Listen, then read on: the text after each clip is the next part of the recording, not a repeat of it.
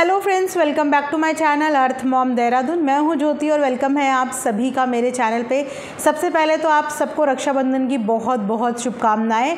ईश्वर करे सारे भाई बहनों की जोड़ियां बनी रहे और जिस तरीके से एक भाई अपनी बहन की इज़्ज़त और रिस्पेक्ट करता है, इसी तरीके से दुनिया की हर बहन की वो इज़्ज़त और रिस्पेक्ट का पूरा ख्याल रखे। लेकिन उसी के साथ साथ आज जिनके ऊपर मैं रिएक्शन देने वाली हूँ ना, ये भाई बहन की जोड़ी के नाम पे कलंक है।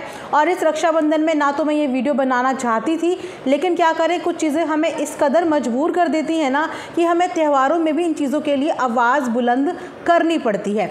तो अगर आप लोगों ने अंदाज़ा लगा लिया है मेरी वीडियो शुरू करने से पहले ही, तो बहुत अच्छी बात है।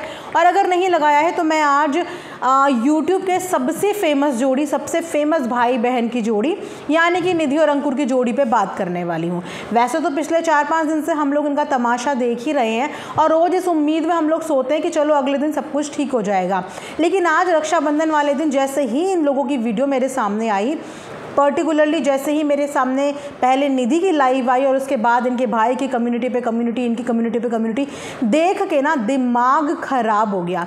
जहाँ पे सारी दुनिया इस समय बहन अपनी भाई के लिए दुआएं मांग रही है, भाई अपनी बहन के लिए दुआएं मांग रहा है, चारों तरफ रक्षाबंधन का चकाचौंध है, भाई बहन की जोड़ी को इतना प्यार मिल रहा है, लोग वीडियोस बना रहे हैं, सेलिब्रेशन कर रहे हैं, वहाँ पे इन भाई बहनों ने ना इस रिश्ते का भी मजाक और बेइज्जती कराई हुई है। जी हाँ, थोड़ा सा रूड लगेगा आज का रिएक्शन वीडियो, लेकिन मैं क्या करूं, मजबूर जिन्होंने किया है उन्हें ये रूडनेस तो टॉलरेट करनी ही पड़ेगी। सो निधि मैडम जी की सुबह सुबह लाइव आती है। सोचिए कि लाइव चूज़ करने का दिन उन्होंने कितना अच्छा सेलेक्ट किया। तो अभी तक उनके लिए जो भी वीडियो मैंने बनाई, उनकी कंडीशन को ध्यान में रखते हुए, उनकी भावनाओं को ध्यान में रखते हुए मैंने हर उस चीज़ पे बात करी जो शायद कुछ लोग अग्री भी कर रहे थे, कुछ लोग डिसअग्री भी कर रहे थे। लेकिन आज का जो लाइव हुआ ना, सबसे पहली बात कि दिन सही नहीं था, वक्त वो भी सही नहीं था जिस वक्त ये वहाँ से आई। लेकिन इनके सर्कमस्टांसेस को हम समझ पाए कि वहाँ से इनके भाई ने जब मारपीट करी है तो कोई वहाँ पे मार खाने के लिए नहीं टिकेगा। वो डेफिनेटली अपने आप को बचाता हुआ सबसे पहले अपने घर की तरफ ही रवाना होगा। वहाँ तक चीज़ें जस्टिफाई थी। लेकिन आज का इतना अच्छा दिन, एक लाइव, और उस लाइव में वापस से वही सब ड्रामे, वापस से घर की पोल पट्टी खोलनी, क्या ये दिन सही था? मैं ये नहीं बोलती कि YouTube को सच जानने का हक नहीं है या आपको सच बोलने का हक नहीं है। बिल्कुल आप अपने दिल की आप पे जो गुजर रही है अपनी आप बीती ऑडियंस को बताओगे, और सोशल मीडिया पे बताना आपको पड़ेगा, तभी ऑडियंस को शायद कहीं ना कहीं पता चलेगा कि आप अपनी रियल लाइफ में क्या क्या चीज़ें सफ़र कर रही हैं। लेकिन हर दिन एक जैसा नहीं होता और रोज़ त्यौहार नहीं होते। साल में एक ही बार कोई भी त्यौहार आता है तो उस त्यौहार को अच्छे से मना लेना चाहिए और बाकी लोगों को भी अच्छे से मना लेने देना चाहिए। तो इन्होंने लाइव में बहुत सारी बातें बताई, अपनी जर्नी बताई कि किस तरीके से ससुराल वालों की साइड से भी इन्हें धुतकार मिला, इन्हें मायके वालों की साइड से भी धुतकार मिला, और कहीं ना कहीं इनकी ये जर्नी अधिकतर ऑडियंस को पता ही है। लेकिन वहाँ पे सबसे बड़ी जो मेन मुद्दा था उस लाइव का, वो मेन मुद्दा था पैसों का आदान प्रदान, यानी कि पैसों का हिसाब किताब, भाई बहन के पैसों का हिसाब किताब। तो पहले तो दोनों को ही इतनी शर्म नहीं है कि इनका जो भाई है वो इस समय ज़िंदगी और मौत के बीच में जूझ रहा है, ICU में पड़ा हुआ है, और उनके पीछे से इन दोनों भाई बहनों ने ये तमाशा बनाया हुआ है। एक वहाँ से अपना हिसाब किताब की लिस्ट भेजता है और एक यहाँ से अपने हिसाब किताब की लिस्ट भेजती है। अच्छा, दोनों ने ही कम्युनिटी पे ना ये चैट भी शेयर करी है। एक ने आधी चैट शेयर करी और उसकी पूरी चैट दूसरे ने शेयर करी। तो चैट मैंने भी पढ़ी और चैट मैंने भी देखी। तो पहला मैसेज जो आया था वो आया था इनके भ्राताश्री की तरफ से रक्षाबंधन के दिन। रक्षाबंधन में बेसिकली भाई बहन को पैसे देता है, लेकिन इनके भाई ने रक्षाबंधन के दिन बहन से हिसाब किताब किया।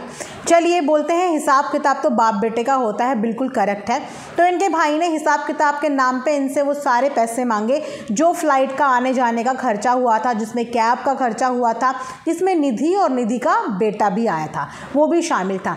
जिस पे हमने चैट में ये भी पढ़ा कि निधि ने बोला था कि अच्छा ले लियो।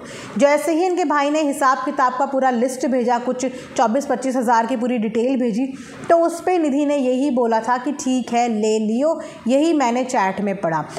उसके बाद जब सामने वाला बंदा इस कदर गिर गया है कि वो कैब के अपने भांजे के पैसे तक जोड़ के ये बोल रहा है कि तेरा बेटा है ना, तेरी जिम्मेदारी है ना, मायके वालों ने तो कुछ नहीं किया तो ये भी भरना पड़ेगा, तो उसी भावना के साथ, उसी उत्तेजितपन के साथ फिर निधि ने भी यहाँ से अपने खर्चे गिनवाए कि अच्छा अगर आज तेरा मेरा वाला ही हिसाब है तो तूने जो जो मेरे से लिया था या मेरे पैसे जो तेरे पास गए हैं उनका भी हिसाब कर, वहाँ से भी पैसे काट, इधर से भी पैसे काट। जहाँ पे एक मेजर हिसाब उन्होंने उन्हें गिनाया जिस वक्त पे 20,000 रुपये इन्होंने उनकी फियांसे बोलूँ, वाइफ बोलूँ, मतलब क्या बोलूँ, जिस रिश्ते की ना शादी हुई हो, सगाई भी टूट गई हो, लेकिन बेटी भी हो, अब ऐसे रिश्ते को मैं क्या नाम दूँ मुझे नहीं पता। आप लोगों को पता हो कि किस नाम से पुकारा जाए, क्या रिश्ता बताया जाए तो आप लोग मुझे बता देना। तो उस बेनाम रिश्ते को निधि ने 20,000 रुपये की मदद करी थी, जो शायद इनके भाई के पास ही वापस आए होंगे, लेकिन उसने बोला कि वो वाले पैसे भी जोड़, उन पैसों को भी काट। जब हिसाब किताब की बात आई गई है तो वो वाले पैसे भी काट। अच्छा, जब निधि ने अपने 20,000 रुपये की बात करी तो फिर वहाँ से उनके भाई को याद आए अपने भाई के पैसे भी, जो भाई इस वक्त आईसीयू में बेड पे, आई थिंक वेंटिलेटर पे हैं, उनके हिसाब किताब की बात आई। किसने उठाई? इन्होंने। भैया पहली बात तो आप उनके बिहाफ में कोई भी बात उठाने वाले कोई नहीं होते, वो निधि और उनके बीच का मैटर है। अगर वो निधि को बोलेंगे तो निधि दे देगी, अगर वो नहीं बोलेंगे तो आप तो नहीं बोल सकते। जब वो इंसान अभी बात ही करने की कंडीशन में नहीं है, अभी होश में ही नहीं है, तो क्या उन्होंने आपको बताया कि आपको निधि से वो पैसे मांगने हैं जो फ़ोन उन्होंने अपनी बहन को गिफ्ट किया था? तो उनके बिहाफ में और उनके नाम का इस्तेमाल करके ये सब चीज़ें मत करो। ये आपके और आपकी बहन के बीच के लफड़े हैं, और जो इंसान इन दोनों लफड़ों के बीच में है ही नहीं, उस इंसान को बीच में कृपया करके मत लाइए। उसका हिसाब किताब वो निधि से देख लेंगे जब ठीक हो जाएंगे। इसका मतलब आप तो उनकी आड़ में पैसे ऐंठ रहे हो। तो उन्होंने तो बहुत लोगों की मदद करी होगी शायद, जो आपको पता भी नहीं होगा, तो आप उनकी आड़ में उनसे पैसे मांगोगे जब तक उन्होंने आपको अपना कोई हिसाब किताब बताया ही नहीं है। वो बोलने वाले सब कुछ होते हैं, लेकिन आप उनके बिहाफ में पैसे लेने वाले कोई भी नहीं होते, क्योंकि अभी भी अपना खर्चा वही उठा रहे हैं, आप नहीं उठा रहे हो। अपना सारा ट्रीटमेंट का खर्चा उन्हीं की नौकरी की बदौलत उठ रहा है। अच्छा, इन्होंने निधि के ऊपर केस की भी धमकी दी, जैसे कि इन्हें केस के लिए कमेंट सेक्शन में ही कुछ लोगों ने उकसाया था, और कहीं ना कहीं इनकी बुद्धि में वो बात बैठ गई कि हाँ ये चीज़ें हो सकती हैं। तो इन्होंने उसी केस से रिगार्डिंग निधि को एक पूरा नोट लिख के भेजा है कि मैं दिस निधि ने प्रीवेसी ब्रीच करी है, निधि ने भाई की जॉब की डिटेल्स, भाई की लोकेशन, वहाँ पे जहाँ पे वीडियो रिकॉर्ड करना अलाउ नहीं है, निधि ने वहाँ पे सारी वीडियो रिकॉर्ड करी है, ऐसा मैं यही लीगल जाऊँगा, ये वो लाना फलाना ढिमकाना। तो मैं सबसे पहले इनके इसी स्टेटमेंट को जस्टिफाई करना चाहूँगी कि जितनी स्टेटमेंट आपने अपने भाई की बता दी ना उस मैसेज के ज़रिए, उतनी तो निधि ने बताई ही नहीं थी। अभी तक तो किसी को पता ही नहीं था कि आपके भाई आरबीआई में है। क्या आप लोगों को इससे पहले पता था? क्या निधि ने इस बारे में बताया था? निधि ने बैंक बताया था। क्या निधि ने आरबीआई बताया था? बैंकिंग सेक्टर तो बहुत बड़ा है, बैंकिंग के अंदर तो इंश्योरेंस भी आता है, बैंकिंग के अंदर तो पॉज मशीन भी आती हैं, बहुत सारे पेमेंट बिजनेस आते हैं। उसने बैंकिंग बोली थी, पर्टिकुलर बैंक का नाम नहीं बताया था, लेकिन इन्होंने ज़रूर बता दिया है। इनके जो मैसेज है उस पर साफ साफ लिखा है कि इनके भाई कौन से बैंक में काम करते हैं, है ना। तो इन्होंने अपने भाई की प्रिवेसी लीक कर दी है। अब इस चीज़ का तो उल्टा इन पे केस होना चाहिए कि एक इंसान जो गवर्नमेंट एम्प्लॉय है और जिसकी जॉब के बारे में नहीं पता था, आपने उस जॉब के बारे में बता दिया। निधि ने तो सिर्फ गुवाहाटी का नाम लिया था, गुवाहाटी पे किसी का राइट नहीं है, किसी का कॉपीराइट नहीं है कि गुवाहाटी का कोई नाम नहीं ले सकता। क्या उसने गुवाहाटी के कौन से इलाके, कौन से शहर, कौन सी जगह पे वो है अपनी वीडियो में ये बात बोली थी? जी नहीं, उन्होंने अपनी वीडियो में कोई लोकेशन डिस्क्लोज़ नहीं करी। क्या उन्होंने अपनी वीडियो में हॉस्पिटल का नाम बोला? जी नहीं, उन्होंने अपनी वीडियो में हॉस्पिटल का नाम नहीं बोला। क्या उन्होंने अपनी वीडियो में हॉस्पिटल दिखाया? जी नहीं, उन्होंने अपनी वीडियो में हॉस्पिटल नहीं दिखाया। जो छोटी छोटी क्लिप्स उन्होंने शूट करी थी वो उन्होंने रोड, रास्ते और इर्द गिर्द की शूट करी थी, जिस पे कि किसी का भी राइट नहीं है, किसी कंपनी का भी राइट नहीं है। क्या उन्होंने आपके भाई का फेस दिखाया? क्या उन्होंने आपके भाई का आई कार्ड दिखाया? क्या आपके भाई जिस समय आईसीयू में वहाँ की कोई वीडियो दिखाई? जी नहीं। तो फिर उन्होंने कौन सी प्रिवेसी ब्रीच कर दी? फिर उन्होंने कौन सी प्राइवेट चीज़ें दिखा दी? रोड की वीडियो शूट करना सबको अलाउ होता है, वहाँ पे किसी का कॉपीराइट नहीं है। गुवाहाटी सिर्फ एक इंसान के नाम पर नहीं है, वहाँ पे बहुत लोग आते जाते हैं। रेलवे स्टेशन का वीडियो शूट दिखाया है, कहीं पे भी ना हॉस्पिटल का नाम आया है, भाई कौन से बैंक में है ना ये आया था, ना ही कहीं पे लोकेशन या बोर्ड का कोई भी जिक्र था। बट यस, आपके मैसेज के थ्रू आपके भाई की जॉब प्रोफाइल और किस जगह पे वो काम करते हैं वो ज़रूर लीक हो गया है। तो अब आप यहाँ से देख लो कि प्रीवियसली किसने ब्रीच करी है। जो चीज़ें आई हैं मैं उन्हीं चीज़ों के आधार पे बोल रही हूँ, XYZ कुछ चीज़ें ऐड नहीं कर रही हूँ। तो यहाँ पे केस शायद उल्टा ही हो जाएगा अगर आप इस चीज़ पे केस करने के लिए गए तो, है ना। दूसरी बात कि इन दोनों में से किसी एक को भी शर्म नहीं है, खासकर क्योंकि मैं किसी एक की इस चीज़ में गलती नहीं बोलूँगी। आज जो मैंने वीडियो देखी है कि ये लोग इतने गलीच लीचड़पन पे उतर आए हैं कि एक दूसरे को एक एक रुपए का हिसाब किताब गिना रहे हैं। और सबसे हैरानी की बात कि हिसाब किताब भी सामने से वो इंसान मांग रहा है जो खुद कुछ अर्निंग नहीं करता है, जिसकी खुद की कुछ सोर्स ऑफ इनकम नहीं है। हिसाब किताब वो इंसान कर रहा है जिसने शायद जो पैसे दिए होंगे वो भी पापा से लेके निधि के फ़्लाइट के पैसे भरे होंगे, जिसमें निधि ने पैसे देने से इनकार नहीं किया था। पूरी चैट में उन्होंने पैसे देने से मना नहीं किया था, बोला था कि मैं पैसे दे दूंगा। अच्छा, एक और चैट यहाँ पे लगाई है जिस चैट में निधि इनको सॉरी बोल रही है और इन्होंने एक बहुत बड़ी कम्युनिटी छापी है कि इसका ना तो इमोशनली वहाँ कोई कॉन्ट्रीब्यूशन था, ना फिजिकली वहाँ पे कोई कॉन्ट्रीब्यूशन था, ना ही फिनेंशियली वहाँ पे कोई कंट्रीब्यूशन था। तो ये वहाँ पे फालतू का सिर्फ क्या कर रही थी, मुद्दे क्रिएट कर रही थी। और यही चीज़ें ये अपने ससुराल में भी करा करती थी।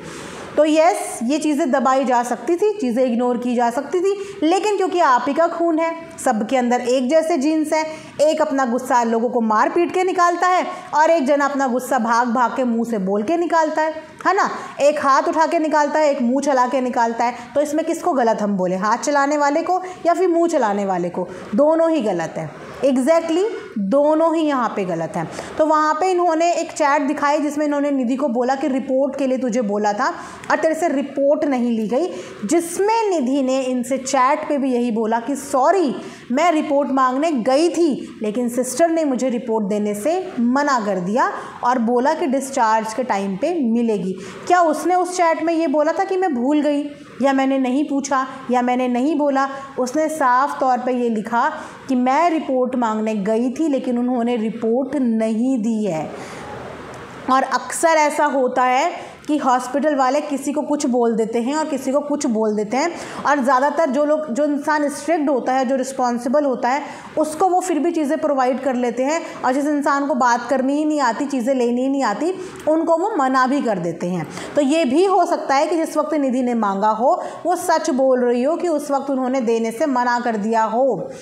इतने से काम के लिए वो मना नहीं करेगी, वो भी 10-12 दिन अपना घर छोड़ के वहाँ आई हुई थी, चक्कर वो भी हॉस्पिटल के लगा रही थी, भाई से मिलने वो भी हॉस्पिटल में गई थी, ठीक है, ये सब चीज़ें वो भी कर रही थी। तो अगर आपने एक रिपोर्ट के लिए बोला होगा तो वो डेफिनेटली लेने गई होगी और उसको वो जवाब मिला होगा, वरना वो चैट में लिख देती कि मैं भूल गई या कुछ भी चीज़ें बोल देती। उसको मना किया तो उसने वही चैट में एग्जैक्टली लिखा। तो इस चैट से वो गलत प्रूव नहीं हो जाती यहाँ पे कि आपने एक काम बोला और उसने वो काम नहीं किया। उसने आपको सॉरी भी बोला इस चीज़ के लिए कि आप वो रिपोर्ट ले आए। अब आप किस तरीके से लाए, कैसे मांग के लाए, वो आपको बेटर पता होगा, लेकिन मैं यही बोलूँगी कि थोड़ी सी दोनों के दोनों ना शर्म कर लो। चलो दुनिया की छोड़ो, अपने घर की स्थिति देख के थोड़ी सी शर्म कर लो और इतना ज़्यादा बवाल यहाँ पे मत मचाओ। अपने भाई को ठीक हो जाने दो, उसके नाम से पैसे ऐंठने बंद करो और एक दूसरे के ऊपर ये लांछन लगाने बंद करो। पूरी ज़िंदगी बची है इसे लगाने के लिए। अपने थोड़ा सा उनको रिकवर होने दो, उनको डेंजर जोन से बाहर आने दो। इस वक्त तुम दोनों बेशर्मों को उनकी वेल विश के लिए प्रार्थना करवानी चाहिए, उनकी अच्छी सेहत के लिए दुआएं मांगनी चाहिए, लेकिन आप दोनों अपने आप में इतना बिजी हैं कि आप दोनों को अपने सिवा कोई दिखता ही नहीं है। दोनों के दोनों इतने ज़्यादा सेल्फ ऑब्सेस्ड और इतने ज़्यादा सेल्फिश इस वक्त हुए हुए हैं कि इन दोनों को अपने अलावा दुनिया में कोई नज़र ही नहीं आ रहा है कि आप दोनों के अलावा भी एक इंसान है जो आप ही के परिवार का है और वो ज़िंदगी और मौत के बीच में जूझ रहा है, जिसके लिए आप लोग 1 रुपये की मदद नहीं कर रहे हो। आज उसकी जितनी मदद हो पा रही है ना, वो अपनी खुद की कमाई से कर पा रहा है, और अगर आज उसकी जॉब ना होती तो आप में से दोनों हाथ झाड़ते हुए रह जाते। कोई मदद नहीं करता। आज उनकी ये पोस्ट पोस्ट थी, ये जॉब थी कि उनकी दवा दारू का खर्चा निकल पा रहा है। तो अपने ऊपर और दोनों में से कोई भी क्रेडिट ना लो, क्योंकि आप लोगों का कोई भी कंट्रीब्यूशन नहीं है। ये तमाशा इस बात का प्रूव है कि आप लोगों का ना ही कोई कंट्रीब्यूशन है। और ये वही इंसान है जो कह रहा था मैं बहुत बिजी हूँ, मैं तो टाटा बिरला हूँ, मैं तो अंबानी हूँ, मैं तो पता नहीं क्योंकि मेरे पास वक्त नहीं है। लेकिन इतनी बड़ी बड़ी कम्युनिटी छापने का वक्त है, पीछे से पूरे सबूत इकट्ठे करने का वक्त है। सोचो, इन सब चीज़ों में भी तो दिमाग लगता है, इतना सोचने समझने का वक्त है। लेकिन उस समय जब आपका भांजा आपके पास आ रहा था और आप 2-4 शब्द उससे प्यार के बोल लेते ना, तो शायद ये मैटर आज यहाँ तक आता ही नहीं। अगर उस समय आप भी अपने गुस्से पे काबू कर लेते, बेसिकली अपने हाथ पे जो सब पे उठते हैं, अगर इनको काबू कर लेते तो शायद मैटर यहाँ तक उठता ही नहीं और आता ही नहीं। जैसे 10 दिन निकले वैसे ही 10 दिन और निकल जाते, या वो नॉर्मली अपने घर आ जाती, इतना तमाशा नहीं करती। तो दोनों की गलती है, दोनों की ही गलती है। और दोनों को अभी भी हाई टाइम है कि थोड़ी सी शर्म कर लो, वरना ऐसा ना हो कि यूट्यूब के अंदर मुंह दिखाने के लायक भी ना बचो, है ना। तो ये वीडियो मैं यहीं पे एंड करती हूँ। आई होप कि आप लोगों को पसंद आई होगी। प्लीज़ कमेंट सेक्शन में बताना कि इन दोनों में से आपको बेसिकली क्या लगता है कि किसकी ज़्यादा गलती है और किसकी कम गलती है। मैं थोड़ा सा देखना चाहती हूँ कि ऑडियंस का इस बारे में क्या नज़रिया है, क्या पॉइंट ऑफ व्यू है। मिलेंगे नेक्स्ट वीडियो में, तब तक अपना ध्यान रखिए। Thanks for watching earth mom Dehradun.